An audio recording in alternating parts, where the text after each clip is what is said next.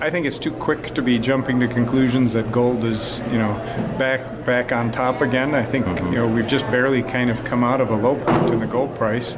We'll have to see what the election and interest rate changes that the Fed may do, but from my standpoint and from Newmont's standpoint, I think we've done a great job of positioning the business to be successful through the cycles going forward, and we'll see what the market brings.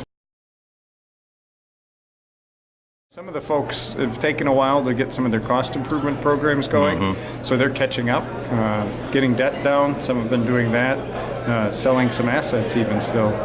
From our standpoint, we've been one of the few that have actually been investing in new mines. We've got our Merian mine, and that's coming on board.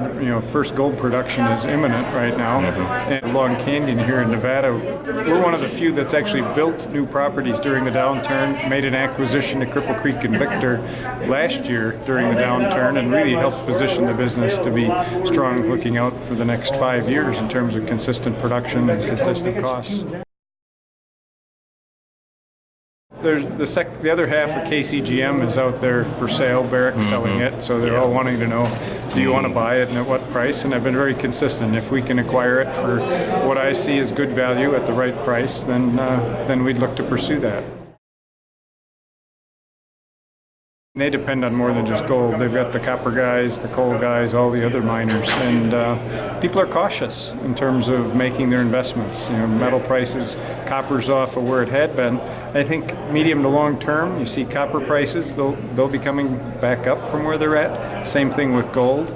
Coal's had to go through a bit of a reset, the competition from shale gas here in the U.S. in particular, but it's still going strong in other parts around the world. So I do see coal, coal's not going to disappear.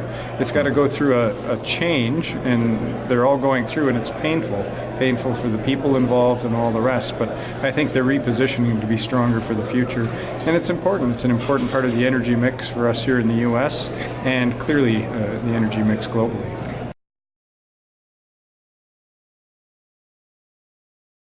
I think the fundamentals are still strong in terms of market demand, so I think that's a positive.